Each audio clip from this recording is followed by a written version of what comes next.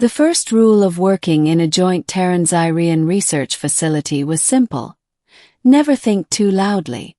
The Xyreans were telepaths. They could pick up unshielded human thoughts like radio waves from across a room. Most humans wore mind filters, a thin metallic circlet that dampened brainwave output enough to keep their mental privacy. Dr. Elias Grant had worn his faithfully for 7 months, until it malfunctioned one very inconvenient morning. He noticed the faint flicker in the band just as he entered the East Observatory, coffee in one hand, datapad in the other. The crystal-like walls shimmered with an indigo glow, reflecting the light of Tau Cygni's twin suns. And standing at the far end of the chamber, adjusting a panel of translucent glyphs, was Commander Seris Ka'lan, Xyrean lead ambassador and co-director of the Interspecies Initiative. Her silvery skin caught the twin light and refracted it in subtle patterns that shifted with her emotions. Her eyes, a gradient of violet and cyan, focused on him as he entered. "Dr. Grant," she said, voice calm and melodic. "You are early." Elias smiled awkwardly, placing his coffee on a bench. "Couldn't sleep. Thought I'd get a head start." What he didn't think about, what he meant not to think about, was how she looked when the suns hit her just right.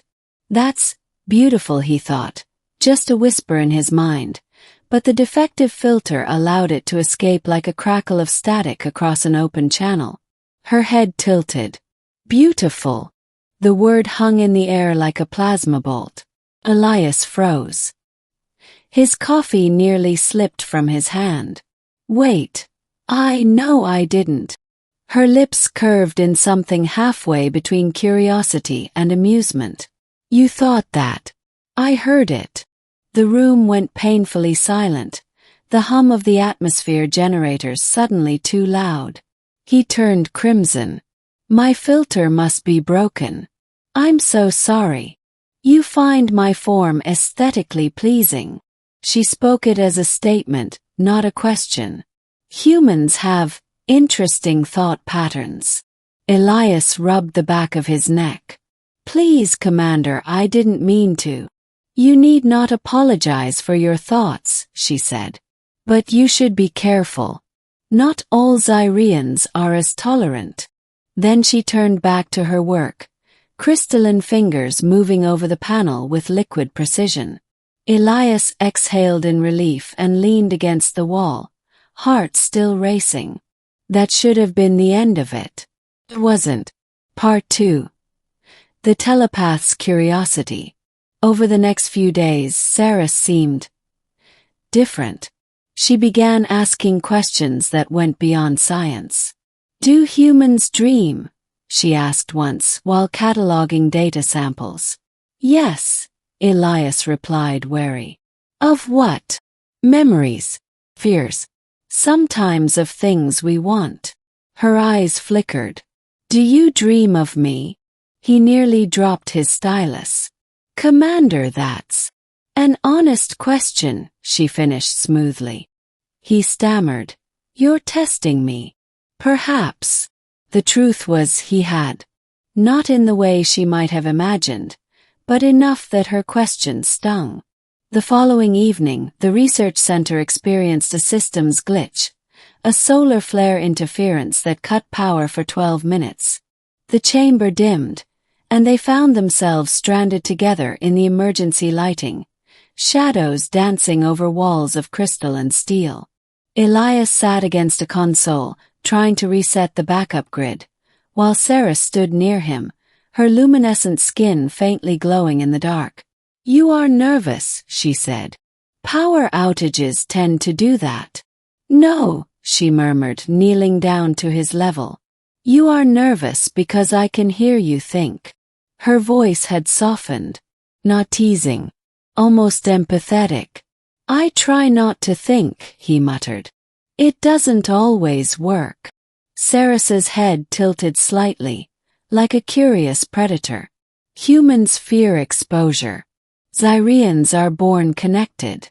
Every thought, every emotion, shared from birth. That sounds exhausting. Not when there is trust.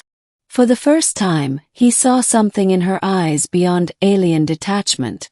Loneliness. She whispered, "Do you know what silence feels like to a telepath, Dr. Grant?" He shook his head. "It feels like dying. Like being cut away from the pulse of existence." That was when he realized. In this alliance, the Xyreans hadn't just given humans their technology. They had given up a part of their collective self. Part 3. The confession. Days turned into weeks. Their collaboration deepened.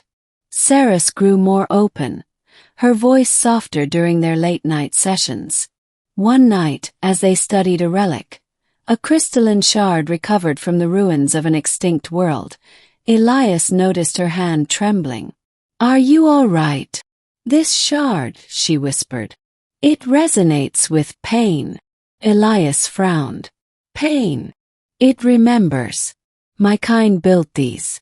The Xyrean mind lattice, our oldest network. Before we expanded before the wars." She placed her palm on the crystal. "It contains memory echoes." He stepped closer. "Can I hear it too?" Her gaze flickered. "Perhaps. If I link you."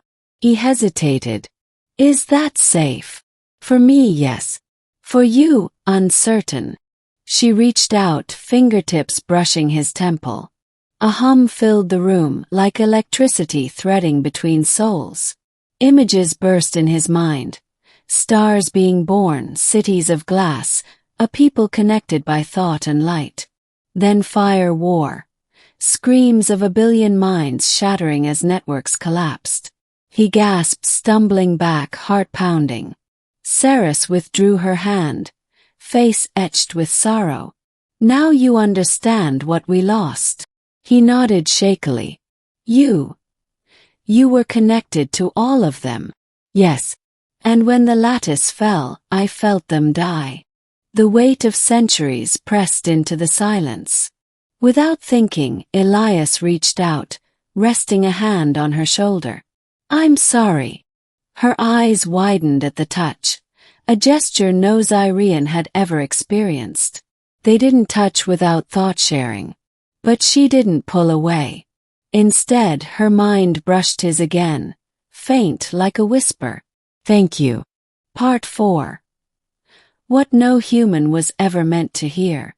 Weeks later, the Alliance Command ordered Seris back to her homeworld.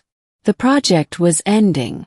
Humans had learned all they could from the Xyreans, or so they thought. Elias felt the news hit him harder than expected. He found her on the observation deck, staring out into the stars. "So this is goodbye," he said quietly. Her voice trembled slightly. "Perhaps not. Perhaps this is where everything begins." Before he could respond, she turned, eyes glowing faintly. "There is something I must tell you. Something no human has ever been permitted to know." He frowned. "Seris, if this is about..." "Listen." Her telepathic voice pressed gently into his thoughts, bypassing words. "Your species was not born of Earth alone." Elias froze. "What do you mean?" "The Xyreans did not discover you. We made you." The air left his lungs. "That's impossible." When the lattice still existed, our minds reached across the void, seeding life across new worlds. Your ancestors carry fragments of Xyrean mind patterns, dormant in your DNA. That is why you dream, why you create, why you long for the stars. He shook his head, disbelief warring with awe. "You're saying humanity is part Xyrean?" Her gaze softened.